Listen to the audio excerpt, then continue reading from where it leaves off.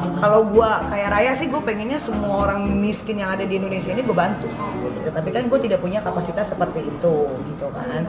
Jadi ya buat gue ya wajar aja lah kalau kenakalan remaja kayak lu ini melakukan seperti itu. Cuman bedanya ya tadi yang gue tak tahu dari cerita lu kan, ada orang yang iri dengan lo akhirnya menjatuhkan lo. Ya itu lagi balik lagi Ferdinand. Ketika kita sudah dikenal orang, kita tuh harus menjaga segala sesuatu. Kalau lu nggak kuat-kuat amat, jadinya akan seperti itu. Beda kalau lu sudah makan asam garam atau lu udah pernah ngerasain lah. Jam terbangnya lebih tinggi, mungkin lu akan lebih berani speak up. Kalau kemarin kan lu nggak punya jam terbang juga, lu juga tidak punya apa-apa, skill atau kemampuan apapun. Akhirnya ketika lu ada di satu posisi yang sangat amat down, lu pasrah. Harusnya lo masih bisa speak up di situ.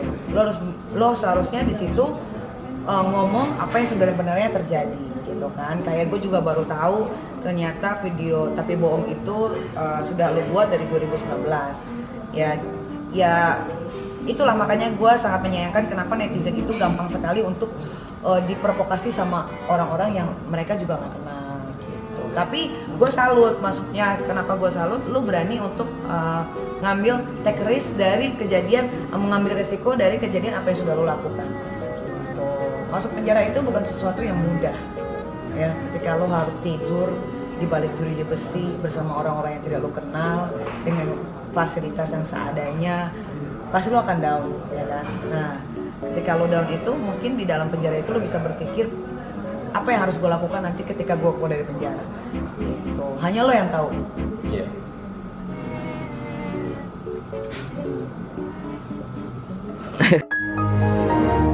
Kayak lu belajar. Gue masih deg-degan, gak nyangka aja gitu ketemu sama Nyai gitu. Dari tadi gue bingung makanya. Tapi lo masih 21 tahun, harusnya lo bisa melakukan hal-hal lebih baik lagi. Positifnya lo harus ada, nakalnya harus ada, positifnya harus ada supaya di balance. Gitu. Gua orangnya tipikal orang yang tidak mau menjudging seseorang. Apalagi orang itu tidak pernah gue kenal. Tapi setelah gue tahu lu, dengan kita bicara yang tidak terlalu lama dan tidak terlalu singkat juga, gue mengenal lu sedikit. Oh, ternyata Ferdinand itu seperti ini. Oh, ternyata dia masih muda. Oh, ternyata yang dia lakukan begini, begitu, begini. Gue tuh tahu gitu sedikit banyak. Hai semuanya, buat kalian yang mau coba WhatsApp versi 2020, kalian bisa coba Kuku WhatsApp. Ada beberapa fitur menarik dari Kuku WhatsApp. Yang pertama, kalian bisa ganti tema WhatsApp kalian. Caranya kalian klik tanda plus, terus pilih icon store. Di halaman ini kalian bisa download banyak sekali tema WhatsApp yang kalian suka. Selanjutnya kalian bisa ganti wallpaper tema kalian dengan video. Caranya buka menu customization, terus klik edit. Dan di sini kalian bisa pilih wallpaper video yang kalian inginkan. Satu lagi yang menarik dari Kuku WhatsApp, kalian bisa menggunakan stiker pada saat melakukan video call, di mana fitur ini tidak tersedia pada aplikasi WhatsApp standar. Dengan Kuku WhatsApp, kalian juga tetap bisa melakukan backup dan restore data seperti biasa. Yang pertama, kalian bisa backup data di WhatsApp lama kalian, terus di-restore kembali ke Kuku WhatsApp. Untuk mendownload ke WhatsApp, kalian bisa kunjungi situs resminya di kuku.tech, terus kalian klik tombol downloadnya. Jangan lupa download Kuku WhatsApp sekarang. Oh iya, kan Nyai itu pernah masuk penjara nih. Gimana nih perasaannya? Oh, kalau gue bangga, gue masuk penjara karena gue berantem. Gue nggak pernah narkoba, gue tidak pernah ngambil uang orang, gue nggak pernah korupsi, gue tidak pernah melecehkan orang, tapi gue berantem. Dan itu berantem bukan gue yang berantem lagi, tapi gue pasrah. Gitu, ternyata setelah gue pelajari, gue tidak boleh jadi orang yang pasrah. Tapi gue harus bicara, gue harus speak up. Beruntungnya gue adalah sekarang gue punya wadah. Gitu. Oh iya nih, gue mau tanya juga Nyai. Cara Nyai yang kan abis keluar dari penjara nih, pasti drop banget gitu kan. Nih caranya buat bangkit lagi itu gimana gitu? Jujur waktu gue masuk penjara itu, gue dropnya itu ketika gue harus dipisahkan oleh kedua anak gue. Keluarga juga ya? Dan keluarga. Itu berapa tahun sih itu di penjara dulu? Berapa tahun? Iya. Berapa bulan lah?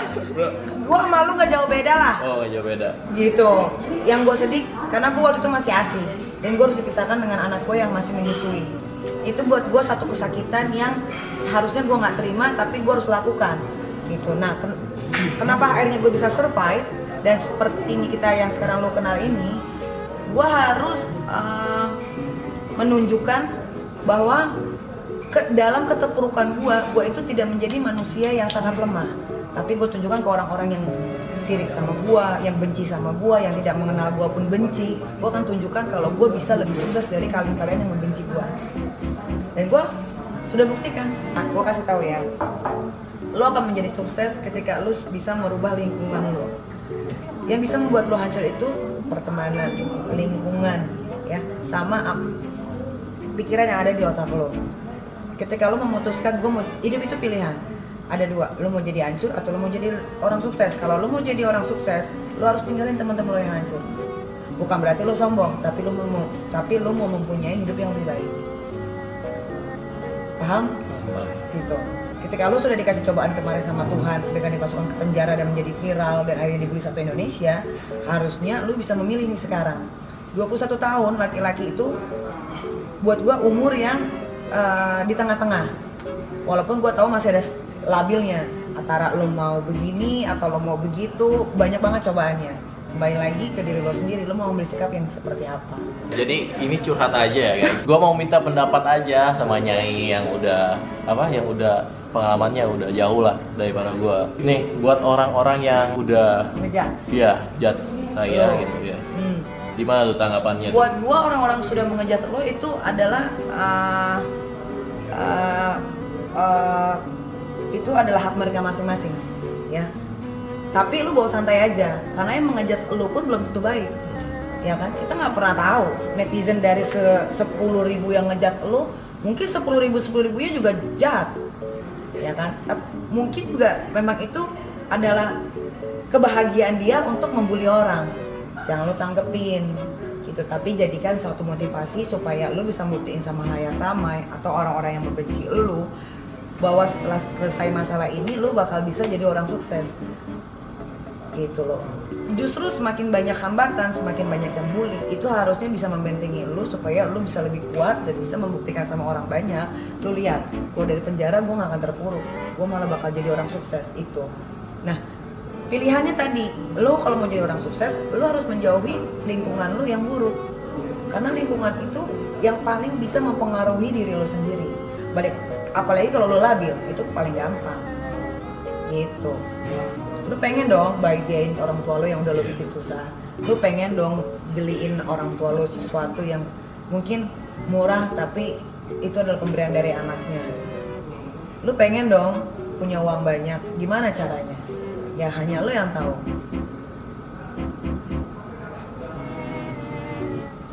Hidup itu simple, jangan dibawa sulit, karena kita hidup cuma sekali. Makanya kalau lo mau nakal, nakalnya lo pur. Tapi ketika nakalnya menurut lo udah cukup, lo stop. Tapi ingat, balik lagi, nakalnya jangan sampai melecehkan orang. Itu karena buat gua transgender juga manusia yang harus dihargai. Mereka juga tidak mau kok jadi bencong. Mereka juga tidak mau udah jadi bencong, miskin lagi. Siapa yang mau jadi orang miskin? Gak ada di dunia ini yang mau dilahirkan menjadi orang miskin. Tapi balik lagi, kalau lu gak mau dilahirkan jadi orang miskin, ternyata lu dilahirkan dari rahim ibu yang miskin, bagaimana caranya untuk menaikkan derajat orang tua lu? Ya lu usaha. Gimana usahanya? Ya balik lagi ke diri lo sendiri. Tapi lu keren, lu bisa dikenal banyak orang Indonesia. Nah, lu harus manfaatin itu. Ketika lo sudah dikenal orang banyak dengan kesalahan lo harus balik lagi, lo juga harus dikenal orang banyak dengan kebaikan lo, tapi jangan yang dibuat-buat. Iya, kayak gitu. Rezeki itu bukan ditunggu, tapi dicari. Sekarang 21 umur lo? Iya. Sekarang tanggal 21 jam 23 malam. Iya. Berarti 21 tahun depan lo harusnya udah bisa jadi orang sukses. Amin. Amin ya Romal, amin. Terima kasih. Oke. Nakal itu wajar, apalagi laki-laki. Itu wajar banget. Tapi nakalnya harus ada limitnya. Yang penting jangan pakai narkoba, Paleka. Udah lama itu kan. Bagus. Yang penting udah pernah ngerasain kan, tahu kan dampaknya nggak bagus. Iya. Apalagi sekarang lu udah dikenal orang. Kalau lu pakai narkoba, lu bisa ditangkep dengan gampang. Yang udah. Benar, jangan hindari narkoba. Kalau masih nakal-nakal, pakai lonte segala macam, namanya nakal anak kecil. Ya orang pasti mau berimajinasi, eksperimen segala macam, itu bisa dimaklumi. Untuk gua, nggak tahu untuk orang lain.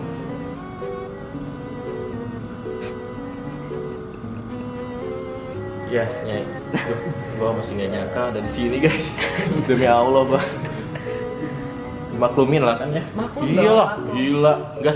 Nggak sembarangan orang bisa ketemu gitu maksudnya. Pokoknya pesan gua, cintailah orang tuamu. Lu masih punya nyokap nggak? Iya masih. Bokap? Masih cuma udah bisa. Divorce. Oke, cintailah mamamu, bapakmu walaupun udah divorce. Pasti dia kebahagiaan sekecil apapun tuh berarti kalau dari anak sendiri. Oke, jadi segitu aja guys. Thank you banget buat Thank you loh Nyai. Paleka, gue juga thank you so much ya udah mau datang ke rumah gue. Ternyata dia masih polos loh, nggak seperti yang kalian dulu Iya, lihat. kalian yang lihat di kamera itu gue cuma buat ngehibur doang Iya. sih. Kadang-kadang Kalian gini loh, nggak tahu kadang-kadang- aslinya gitu. Gue juga mau nitip pesen nih sama netizen. Jangan kalian telan mentah-mentah apa yang ada di sosial media, di YouTube, Instagram. Kadang-kadang kita membuat satu kegilaan, kelucuan. Kayak gue kan sebagai artis. Sebenarnya apa-apa gue serba terbatas. Gue nggak bisa melakukan hal gila. Kalau gue melakukan hal gila, nanti orang pasti nganggap gue jelek segala macam. Tapi kalau gue kan emang gue head aja. Karena gue nggak minta uang juga dari netizen anyway, gitu kan. Nah, cuman kan untuk sebagian orang rada-rada nggak mampu, nggak kuat gitu kan. Kalau gue head aja gitu. Cuman kalau gue pesennya buat lo, ya karena lo udah terkenal dengan viralnya ngasih sampah. Kalau lo mau melakukan kebaikan, lakukanlah dari hati, bukan karena lo mau menunjukkan khalayak ramai. Kalau gue ini juga bisa melakukan kebaikan lo, jangan. Walaupun sekecil apapun, kalau lo melakukannya dengan ikhlas, walaupun orang manusia ini tidak bisa melihat, tapi Tuhan tahu segalanya. Gitu. Kayak gue biar kayak begini, kan gue nggak harus dong nunjukin ke orang kalau gue sholat. Iya. Sholat itu ibadah itu urusan sama yang di atas aja. Bener, gue minum gue jalan. Tapi namanya gue waktunya untuk sholat, gue pasti akan sholat dengan apapun keadaan. Gitu, karena buat gue sholat itu adalah kewajiban. Sholat itu bukan kita meminta untuk menjadi kaya segala macam. Karena banyak banget doa orang ketika sholat, Tuhan berikan saya kekayaan, Tuhan berikan saya harta yang melimpah, Tuhan berikan saya pekerjaan. Enggak. Gua kasih tau rahasia gue. Setiap gue sholat sujud sama Allah, satu yang gue minta, berikan saya kesehatan. Itu aja. Kalau gue sehat, insya Allah gue